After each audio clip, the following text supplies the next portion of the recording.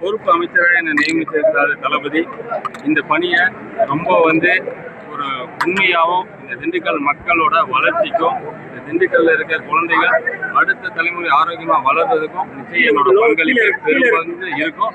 இன்னைக்கு நான் என்னோட குடும்ப நிகழ்ச்சிக்காக வந்திருக்கேன். நம்ம எல்லாருமே தனியா இன்னொரு நாள் நிச்சயம் பேசுவோம். திண்டுக்கல்லோட வளர்ச்சி இந்த நொடியிலிருந்து ஆரம்பமாயிருச்சு.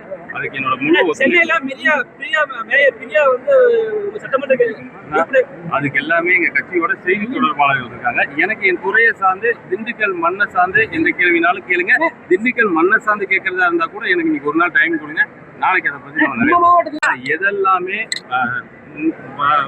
முறையா செயல்படலையோ அதெல்லாம் முறைப்படுத்துறது தமிழக வெற்றி கழகத்தோட நோக்கம். பழனி ரயில்வே பீடர் சாலையில லெஜண்ட் பார்னு ஒண்ணு இருக்கு. அந்த கடையில டீ கடையில எப்படி பாசம் வாங்கிட்டு போறோமோ அது மாதிரி மெம்பர்ஷிப் இல்லாத கூட்டு வருவாங்க.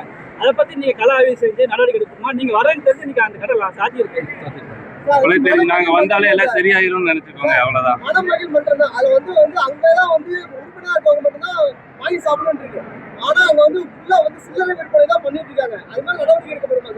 ஆனா தொடர்ந்து எல்லாமே ஆய்வு பண்ணிட்டு இருக்கோம். எங்கெல்லாம் முறைகேடு இருக்கோ அங்க எல்லாம் நடவடிக்கை எடுக்கும். நானே நேரடியா ஆடியோ சொன்னேன்.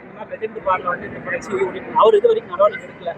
சட்டத்துக்கு உட்பட்டு அங்க சட்டத்துக்கு புறம்பா என்ன செஞ்சாலும் நிச்சயம் நடவடிக்கை. பாரபட்சம் இல்லாம அவங்க திமுகவா இருந்தா தான் நடவடிக்கை எடுப்போம், தாவேக்காவா இருந்தா எடுக்க மாட்டோம்லாம் கிடையாது. தளபதி சொன்னது என்னன்னா சட்டம் எல்லாருக்கும் சமம். தப்பு யார் பண்ணாலும் தப்பு தான். அவங்க அந்த இடத்துல நம்ம 2 ஒயின் ஷாப் சாத்தி இருக்கோம். அது அவங்களுக்கு பிளஸ்ஸா இருக்குன்னு அவங்களுக்கு என்ன பாருப்பா, நீங்களே வருத்தப்படுறீங்க ஒயின் ஷாப் சாத்தி இருக்குன்னு. அது சாத்தின இடத்துல இடத்துல நம்ம வியாபாரம் அதிகப்படுத்துறாங்க. ரொம்ப ஜவுளி கடை எல்லாமே இருக்குன்னு ரொம்ப மக்கள் இது தனி கவனிச்சு. இந்த மாவட்ட மக்கள் இது வரைக்கும் எப்படி இருந்தாங்கன்னு எனக்கு தெரியல. பட் இதுக்கப்புறம் இந்த மக்கள் நிம்மதியாகவும் ஒற்றுமையாகவும் ஒரு வளர்ந்த ஒரு சூழலை உருவாக்கவும் பாடுபடுவோம். திண்டுக்கல் வெளியே தெரியாமையே இருந்துச்சு. திண்டுக்கல் மாவட்டம்னா பெரிய பரபரப்பான மாவட்டமா தமிழ்நாட்டில் தெரியாமையே இருந்துச்சு. இன்னைக்கு திண்டுக்கல் மாவட்டம் எல்லா பகுதியிலையும் ஒரு வளர்ந்த மாவட்டமா இருக்கும். சப்போர்ட் பண்ணுங்க. அவ்வளவு நேரம்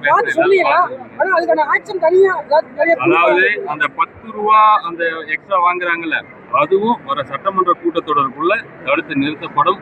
எல்லாமே எம்ஆர்பிக்குள்ள கொண்டு வரப்படும். இங்க எந்த ஒரு தனி நபருக்கும் எந்த ஒரு தனி கட்சிக்கும் மக்களோட கன்சியூமரோட பணங்கள் போய் சேரக்கூடாதுன்னு தளபதி உறுதியா இருக்காரு.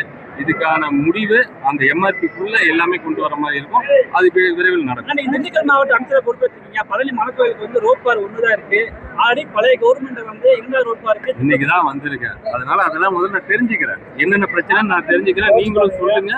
அதுக்கு எல்லாம் நம்ம எல்லாம் சேர்ந்தே வேலை செய்யலாம். அது பத்திரிகையாளரோ அல்லது அமைச்சரோ அல்லது காவல்துறையோ பொதுமக்களோ இல்லாம இங்க அப்படி இல்லாம வேறுபாடு இல்லாம எல்லாம் சேர்ந்து உழைக்கலாம். நிச்சயம் இந்த மாவட்டத்துக்கான வளர்ச்சியை கொடுக்கலாம். திண்டுக்கல் மாவட்டத்தில் 2 அமைச்சர் திமுக இப்ப எப்படி நடவடிக்கை எல்லாம் இருக்கும்?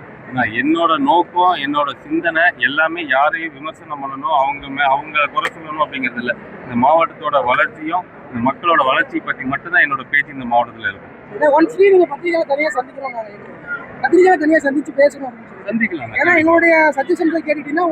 நிச்சயம் நீங்க சொல்றதெல்லாம் அதை எடுத்துட்டு அதை ஆய்வு பண்ணி அது எதெல்லாம் நல்லதோ உடனடியாக இம்ப்ளிமெண்ட் பண்ணுங்க. மாவட்டத்துக்கு அது சம்பந்தமா எது நடவடிக்கை எடுக்கிறது அமைச்சர்கள் எம்எல்ஏ முதலமைச்சர் எல்லா பேருக்கும் அறிவிச்சாங்க. ஆனா எந்த நடவடிக்கையும் கிடையாது. மாவட்டங்கள் மட்டுமே பேப்பர்ல மட்டும் அட்வர்டைஸ்மெண்ட் வருது. அதுக்கு சம்பந்தமான எந்த நடவடிக்கை இதுவரைக்கும் எந்த அமைச்சர் எடுக்கல, எந்த முதலமைச்சர் எடுக்கல. அதுக்கு ஆய்வு பண்றோம். அது நிச்சயம் மக்களுக்கு தேவைப்படும் பட்சத்தில் அதுக்கான நடவடிக்கை.